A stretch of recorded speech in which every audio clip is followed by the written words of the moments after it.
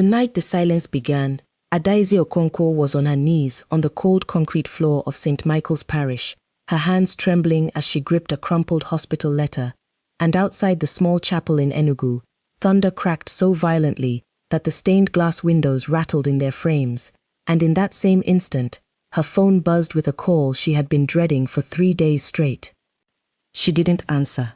She couldn't, because the voice she needed to hear most right now wasn't her sister's, wasn't her pastor's. It was God's. And for the first time in 11 years of faithful service, of tithing when she had nothing left to give, of singing in the choir every single Sunday even after her husband walked out, for the first time, heaven felt like a locked door. "Lord," she whispered, her voice cracking against the empty pews, "why won't you speak to me?" Nothing answered but the rain. Before we dive deeper, let us know in the comments where you're watching from. We'd love to hear from you. And if you're new here, click on the subscribe button so you never miss any of our upcoming videos. 3 days earlier, everything had been different. Adaeze had walked into St. Michael's with her head high, a woman known throughout the parish for her unshakable faith. She was the one other women called when their marriages fell apart, the one who prayed over the sick at the community clinic on Ogui Road, the one who could quote scripture the way other people quoted song lyrics. Her faith wasn't quiet. It was loud, visible, the kind that made people nod and say, "That woman really knows her God." But that morning, Dr. Chukwuma had called her into his small office at the clinic where she volunteered, his face unusually still. "Adaeze," he said gently, sliding a folder across the desk, "I need you to sit down." She hadn't understood the words at first, the specific name of what was growing inside her, the timeline the doctor spoke in months instead of years. She only understood the look on his face, the same look she had given to 100 grieving families herself. That night, she prayed harder than she ever had. "You've never failed me," she said into the darkness of her bedroom, tears soaking into her pillow. "You brought me through my divorce. You provided when I had nothing. I know you hear me now." She waited for the familiar warmth, the quiet inner voice she had always trusted to guide her, the peace that used to wash over her like sunlight through a window. It didn't come. The next morning, she prayed again, and the next. Each day, the silence grew heavier until it felt less like an absence and more like a presence of its own, cold, deliberate, suffocating. Her best friend, Ngozi, noticed the change first. They sat together at Ngozi's kitchen table, steam rising from 2 untouched cups of tea. "You've been different," Ngozi said carefully. "Ever since Tuesday. What happened?" Adaeze hesitated, her fingers wrapped tight around the warm cup. "I found out I'm sick, Ngozi. Really sick." Ngozi's hand flew to her mouth. "Adaeze, that's not even the part that's breaking me." Adaeze cut in, her voice shaking. "I've prayed every single day. I've begged. I've cried out like I've never cried out before in my life. And God has said nothing. Nothing at all. Like he's turned his back on me exactly when I need him most." "Maybe he's just testing your patience," Ngozi offered softly. 11 years, Ngozi. Adaeze's eyes glistened. 11 years of serving him faithfully, and this is when he goes quiet. "When I'm dying." The word hung in the air between them like smoke. Ngozi reached across the table and took her friend's trembling hands. "Then we keep praying, together, until he answers." But even as she said it, doubt had already crept into Adaeze's heart like a thief in the night, a doubt that whispered louder each day, "What if he never answers again?" By Sunday, Adaeze sat in her usual pew at St. Michael's, but something in her had shifted. She watched Pastor Emeka preach about faith and endurance, watched the congregation raise their hands in worship, watched Ngozi sing with her eyes closed in total surrender, and for the first time in her life, Adaeze felt like a stranger in the very place she called home. After the service, she lingered behind as the last worshippers filed out, until it was only her and the empty chapel and the flickering candles at the altar. She walked slowly toward the front, knelt down exactly where she had knelt 1,000 times before, and this time She didn't ask for healing. She didn't ask for a miracle. She asked one single question, the only one that mattered anymore. "If you're still there," she whispered into the silence, "please, just say something, anything." And in the stillness that followed, something moved in the shadows near the vestry door. A figure she had never seen in this church before, standing motionless, watching her. Adaeze froze. The figure took one slow step forward into the candlelight, and Adaeze's breath caught in her throat.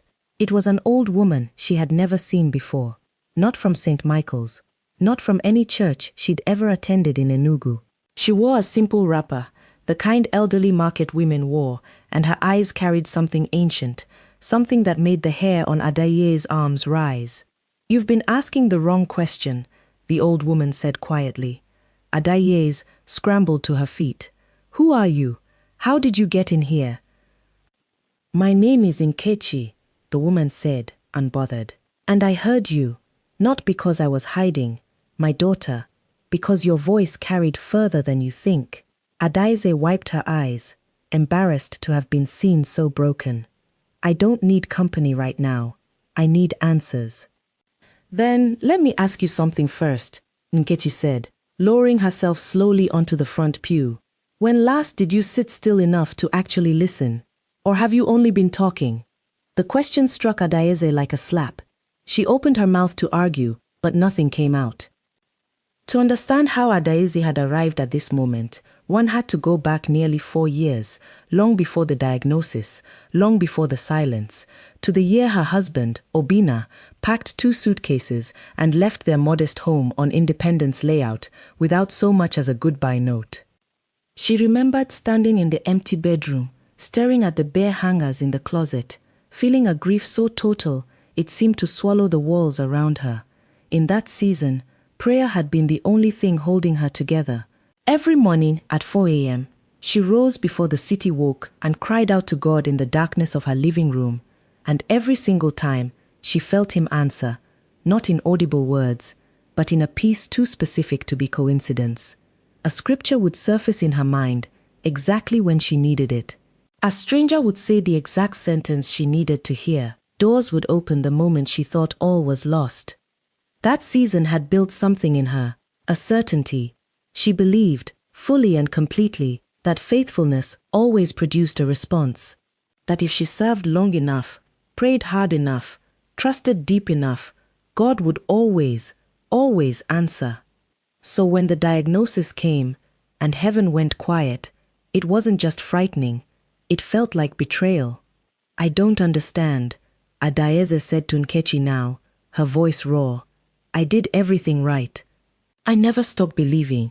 Why would he choose now, of all times, to disappear?" Nkechi's eyes softened. "Tell me, in all these years of talking to him, how many times did you simply sit in front of him and say nothing at all? Just stayed?" Adaeze opened her mouth, then closed it. She searched her memory and found only noise. Years of asking, praising, pleading, singing, but never simply sitting. "There is a difference," Nkechi continued, "between a God who has stopped speaking and a heart that has never learned to listen in silence. Sometimes he is not absent, my daughter. Sometimes he is waiting for you in the quiet, and we run past him searching for thunder. If you're still watching up to now, type "I'm still here" in the comment section. Adaeze left the church that night unsettled, Nkechi's words looping in her mind, like a verse she couldn't shake. Over the following days, her condition worsened. She grew weaker. Her hands shook when she tried to hold a cup of tea, and the hospital visits multiplied. Ngozi stayed by her side through every appointment, holding her hand in waiting rooms that smelled of antiseptic and fear. One evening, after a particularly brutal round of tests left Adaeze collapsed with exhaustion on her living room floor, she finally broke completely. "I can't do this anymore," she sobbed into the carpet. "I can't keep pretending I'm strong. I can't keep pretending he's listening when everything in me feels abandoned." Ngozi knelt beside her, holding her shaking shoulders. "Adaeze, look at me. You are not alone in this." "Then where is he, Ngozi?" Adaeze's voice cracked into something almost angry. Where is he when the doctors use words like aggressive and limited time? Where is he when I can barely stand to brush my own hair in the morning? I gave him everything, and he gave me silence in return. The words echoed off the walls of the small apartment, and for a moment, neither woman spoke. Outside, the Hamatan wind rattled the window shutters, and somewhere down the street, a generator sputtered to life with a low growl that seemed to underscore the heaviness in the room. Days passed. Adaeze stopped attending choir practice. She stopped answering Pastor Emeka's calls. She sat for hours by her window, staring out at the red dust settling over Independence Layout, wondering if the woman named Nkechi had been real at all, or simply a fever dream born of exhaustion and grief. It was on the worst night, the night her fever spiked so high that Ngozi had to rush her to the emergency ward at 2 a.m., the night the machines beeped in rhythms that terrified her more than any sermon on judgment ever had, that Adaeze reached the very bottom of herself. Lying on the hospital bed, tubes taped to her arm, she stared at the ceiling tiles and whispered the most honest prayer of her entire life. "I don't have the strength to convince myself you're still there," she said, her voice barely audible. "I don't have the strength to perform faith anymore. If you're real, and if you're silent, then I need you to meet me in that silence, because I have nothing left to bring you but this." She closed her eyes, too weak even to cry, and for the first time in weeks, she stopped fighting the quiet. It was in that stillness, stripped of pretense, stripped of performance, stripped even of hope, that something shifted. She stopped praying with words. She simply lay there, exhausted, wordless, and let the silence hold her instead of fighting it. And in that stillness, something rose in her chest that wasn't an audible voice, but was unmistakably real, a memory, vivid and sudden, of her grandmother back in the village telling her as a child, "God is not only found in the storm, Ada. Sometimes he is the stillness after it." She remembered her grandmother's small mud brick kitchen, the smell of firewood smoke, the old woman's calloused hands gripping hers as thunder rolled outside. "You are afraid of the silence," her grandmother had said then, "because you think it means hers. He has left." But the deepest roots grow in the dark, where no one is watching, where nothing seems to be happening at all. Lying in that hospital bed decades later, the memory hit Adaeze like a wave crashing over dry ground. She sat up slowly, her cheeks wet, her chest heaving. For the first time in weeks, she didn't feel abandoned. She felt accompanied, not by an answer to her illness, not by a miracle, but by a presence that had apparently been there the entire time, waiting for her to stop shouting long enough to notice it. The following Sunday, against Ngozi's gentle protests that she should rest, Adaeze insisted on returning to St. Michael's. She found Nkechi again, sitting quietly in the same pew, as though she had never left. "I think I understand now," Adaeze said, sitting beside her. He didn't stop speaking. "I stopped listening long enough to hear how he speaks." Nkechi smiled, the lines around her eyes deepening. "Faith is not the absence of silence, my daughter. It is trusting the one who is silent, even when you cannot feel him, because trust that only survives on constant answers was never trust at all." "It was transaction." Adaeze nodded slowly, tears sliding down her face.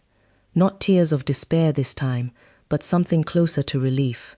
"So, what do I do now? The sickness is still here. The fear is still here." "Then carry them both," Nkechi said simply. "The fear and the faith. They can sit in the same room. What matters is which one you feed." If you've made it this far into the story and it's speaking to your heart, hit that like button right now and drop a comment telling us one thing you're still trusting God for, even in the waiting. Adaeze's illness did not vanish that day. The tests, the treatments, the uncertainty, all of it remained. But something inside her had changed permanently. She began each morning not by demanding, but by sitting, not by filling the silence with noise, but by letting it teach her. She returned to the choir, softer now, less certain of the words but more anchored in the one behind them.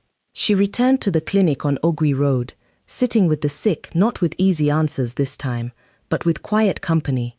the same gift Nkechi had once given her. Weeks turned into months. The treatments continued, brutal and draining. And there were nights when the old fear crept back, when Adaeze found herself once again on her knees on that same cold floor, whispering into what still sometimes felt like nothing. But each time she remembered to stay, to not run from the silence, but to sit inside it, the way her grandmother once had, the way Nkechi had shown her. Then came the appointment that Ngozi would later describe as the day she saw a miracle with her own eyes. Dr. Chukwuma stared at Adaeze's latest results in stunned silence of his own, flipping through the file twice as though the numbers might change if he looked hard enough. "This is unusual," he said carefully. "The progression has slowed dramatically. In some areas, it's reversed. I don't have a clean medical explanation for this." Adaeze didn't cry out in triumph. She simply closed her eyes and whispered, "Thank you," to the same silence that had once terrified her, because now she understood it wasn't emptiness. It never had been.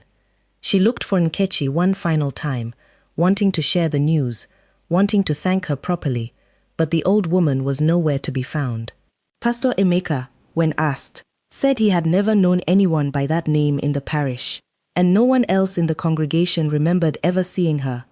Adaeze chose not to question it too deeply. Some visitors, she decided, are sent for a single season, and their leaving does not undo what they left behind. Months later, standing at the front of St. Michael's on a Sunday when she was asked to share her testimony, Adaeze looked out at a congregation full of familiar faces, some radiant with faith, others clearly carrying their own silent battles behind polite smiles. "I used to believe that a quiet God was an absent God," she told them, her voice steady now, in a way it hadn't been in over a year.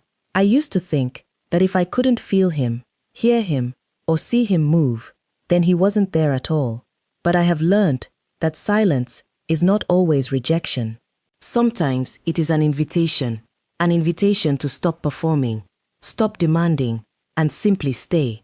To trust him, not because he always answers the way we want, but because of who he has already proven himself to be."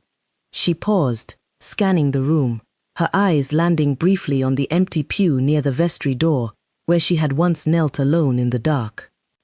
"If God feels silent in your life right now," she continued, "I am not here to tell you that silence means he has abandoned you. I am here to tell you what an old woman once told me in this very building. The deepest roots grow in the dark, where no one is watching.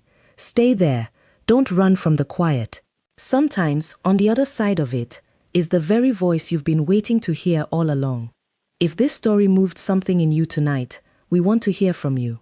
Tell us in the comments where you're watching from and one season in your life when God felt silent but was still working behind the scenes. Give this video a like if it blessed you, share it with someone who needs to hear it today, and subscribe so you never miss the next testimony of faith we bring to you. Thank you for staying with us till the very end. We'll see you in the next